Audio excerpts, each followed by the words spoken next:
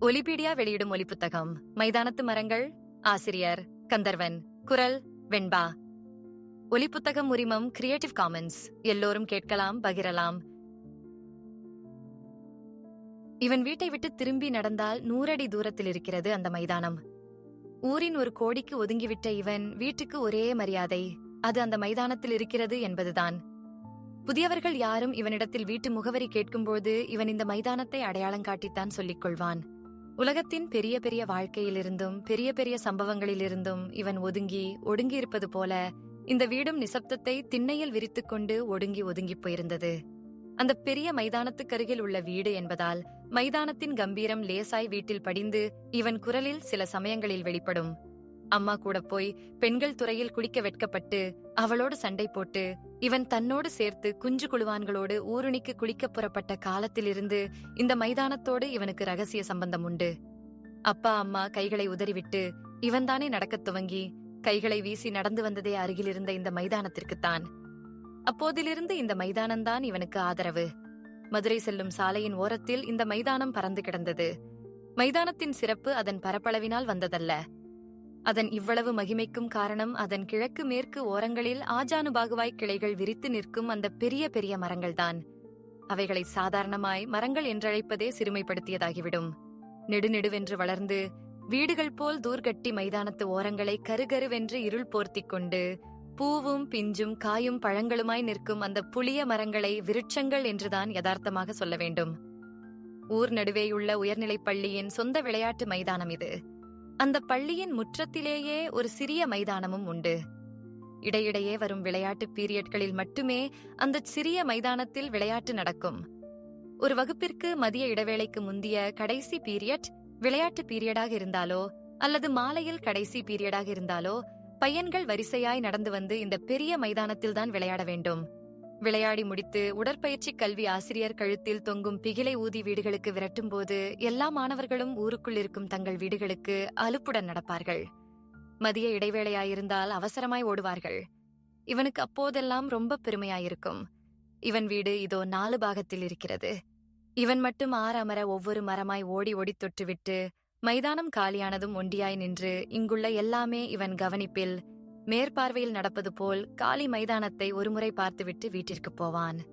வெயில் தணிந்ததும் அப்போது புழக்கத்தில் இருக்கும் கிட்டியோ பம்பரமோ கோலியோ எடுத்துக்கொண்டு மறுபடியும் மைதானத்திற்கு வருவான். ஆங்காங்கிருந்து ஒரு ஜமா சேர்ந்துவிடும்.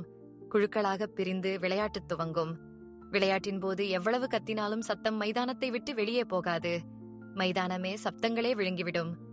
2 பேர் 3 பேராக இளவட்டங்களும் வயசாளிகளும் வந்து மர நிழல்களில் உட்கார்ந்து ஊர்க்கதைகளை பேசுவார்கள்.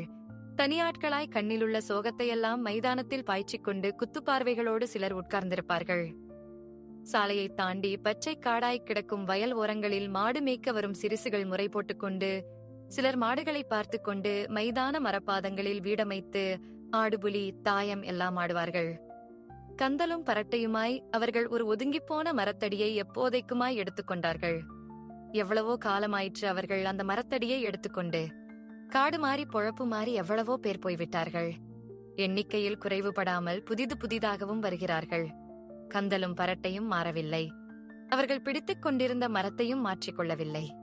விடிகாலை பொழுதில் கூட்டி பெருக்கி பழிச்சென்றிருக்கும் வீட்டு முற்றம் போல் எல்லா காலத்திலும் அந்த மரத்தடி மட்டும் சுத்தமாயிருக்கும்.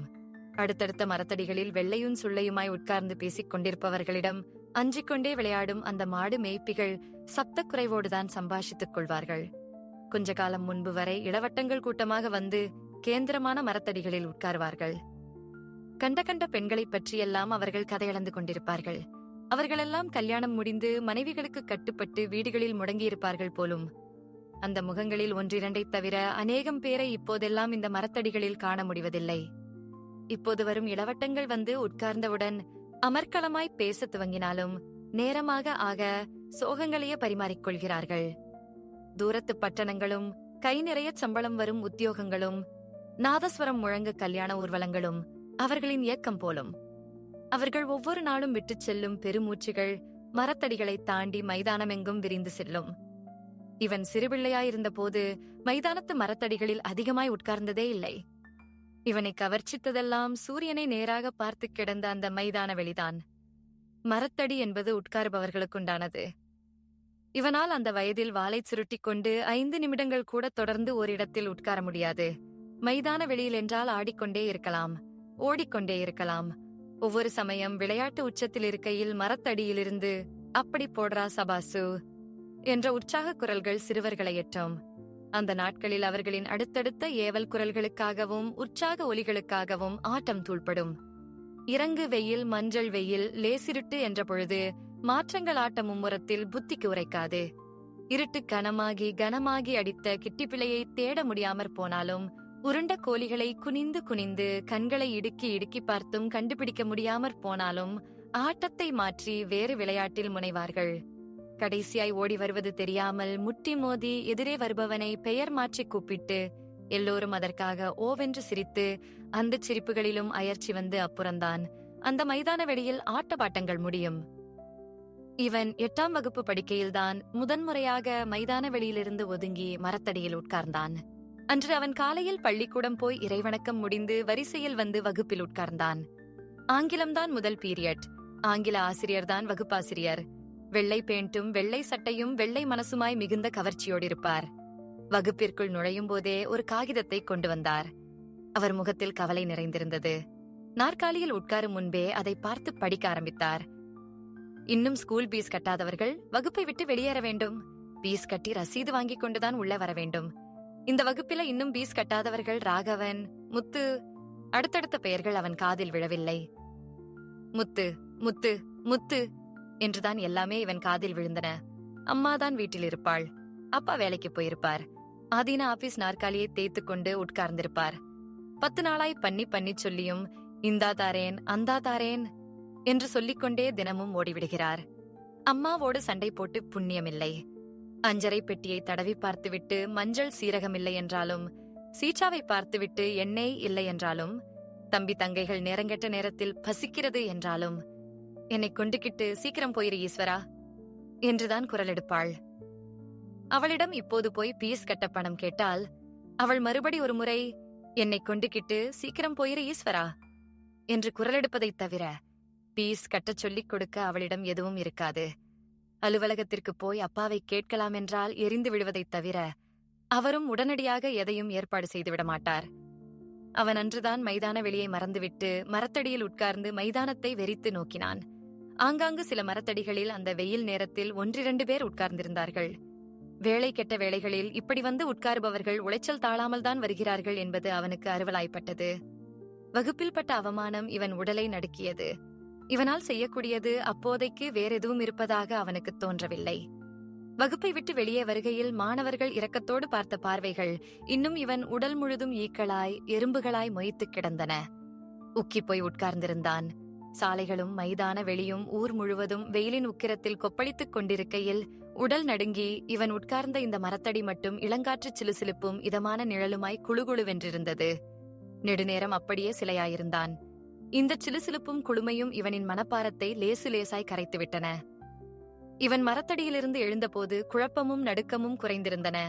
இதன்பின் மைதான வெளியில் இவன் குறைவாகவே விளையாடினான்.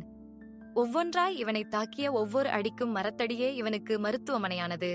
படித்து முடித்துவிட்டு வேலை கிடைக்காமல் சில வருஷங்கள் எல்லா பொழுதுகளிலும் இவன் இந்த மரத்தடிகளிலேயே ரணங்களோடு கிடந்து எழுந்தான். இவன் தகப்பனார் காலமானதும் பண்டார சந்நிதிகளின் காலில் விழுந்து ஆதினத்திலேயே ஆகக் குறைந்த சம்பளத்தில் நாற்காலி தேய்க்கும் வேலையை வாங்கினான். கல்யாணமாகி பிள்ளைகள் வந்து கூடவே தம்பி தங்கைகள் என்று இவன் சுமை அதிகரித்து ஒரு பழைய செல்லரித்து போன கப்பலாய் மாறிப்போனான். மனைவி, பிள்ளைகள், தம்பி, தங்கைகள் எல்லோருடைய தேவைகளுக்காகவும் நடக்கும் போராட்டங்கள் இவனை எதிரியாக்கியே நடந்தன. அப்போதும் இவன் அந்த சிலுசிலுவென்றும் குழுகுழுவென்றும் இருந்த மரத்தடிகளிலேயே மருந்து வாங்கி தேய்த்து விட்டான். இந்த தேவைகளுக்காகவும் வேறு எதற்காகவுமோ ஊரில் எப்போதும் ஊர்வலங்கள் கூட்டங்களெல்லாம் நடக்கின்றன. அடிதடி ரகளையெல்லாம் நடக்கின்றன. இவனுக்கு அதிலெல்லாம் நாட்டமில்லை. சின்ன சின்ன இலைகள் கூடி இவனுக்காகவே அமைத்தது போன்ற அந்த மரப்பந்தலின் கீழ் இவன் தன் அவலங்களையும் துக்கங்களையும் மறைத்துக் கொண்டான். அக்கம் பக்கத்தில் சொல்வார்கள், முத்துக்கு இந்த மைதானத்திலே பாதியாவது பள்ளிக்கூடக்காரக கொடுத்திரணும். அனுபவ பாத்தியதைன்னு வந்தா பள்ளிக்கூட பிள்ளைகளை விட இவன் தான் ரொம்ப இதை அனுபவிச்சுட்டான். இவன் மனைவி மட்டும் உக்கிரமான சண்டைகளுக்கு பின் ஒவ்வொரு சமயம் இப்படி சொல்வாள், ஆச்சு எல்லாம் சொல்லி நானும் நாக்க புடுங்கிக்கிட்டு சாகுறாப்பலே கேட்டுப்பிட்டேன். என்னடா இப்படி ஒரு பொம்பளை கேட்டுப்புட்டாளேன்னு ரோசம் வந்து 4 பேர்கிட்ட போய் பாத்தடிச்சு செய்வோம்னு நல்ல ஆம்பளைனா தோணணும். இங்க அதெல்லாம் தோணாது. சண்டை ஆச்சுன்னா சாமியார் மாதிரி மரத்தடிக்கு ஓடிட்டுறது. இருட்டினதும் சம்சாரின்னு ஞாபகம் வந்து இந்த கூட்டுக்குள்ள வந்து முடங்கிக்கிறது. இப்படி விவஸ்தை கெட்டு போய் திரியறதுக்கு பதிலா அந்த மரத்துங்கள்ல ஒண்ணுல தூக்கு போட்டு தொங்கலாம். இப்படி கேட்டவுடன் இவனுக்கு கை பரபரவென்று வரும். முகமும் கண்களும் நடுங்கிச்சு வந்து அவளை இழுத்து 4 சாத்து சாத்திவிட்டு மரத்தடிக்கு போய் வருவான். அன்று இவன் அலுவலகத்திலிருந்து சீக்கிரமாகவே வந்துவிட்டான். கடைசி பையன் அழுது கொண்டிருந்தான். அவனை சமாதானப்படுத்தி கையில் பிடித்துக்கொண்டு பொழுதிருட்டும் வேளையில் அவன் மைதானத்திற்குள் நுழைந்தபோது கண்ட நிகழ்ச்சியில் அதிர்ந்து போய் அப்படியே நின்று விட்டான். மைதானமெங்கும் நின்ற 15-20 மரங்களில் 7-8 வெட்டப்பட்டு சாலை வரை புரண்டு கிடந்தன. கற்பஸ்தீரிகள் சாய்ந்து மல்லாக்க விழுந்து கிடப்பது போல் அவை கிடந்து இவனை பரிதவிக்க வைத்தன. கோடாரிகளோடும் ரம்பங்களோடும் ஏராளமான ஆட்கள் விழுந்து கிடந்த மரங்களைச் சுற்றி நின்று கொண்டிருந்தனர். லாரிகளில் செங்கற்கள் வந்து மைதானத்தின் பல இடங்களில் இறக்கிக் கொண்டிருந்தனர். இவனைப் போலவே அங்கே தினமும் வரும் பலரும் கவலைப்படிந்த கண்களோடு இவனுக்கு முன்னமே அங்கு வந்து நின்று மேலும் கவலையாகி நிற்பதை பார்த்தான். மாடு மேய்க்கும் சிறுசுகள் கந்தல்களோடும் பரட்டையோடும் கன்னங்களில் கையை வைத்து வேதனையோடு வேடிக்கை பார்த்தன.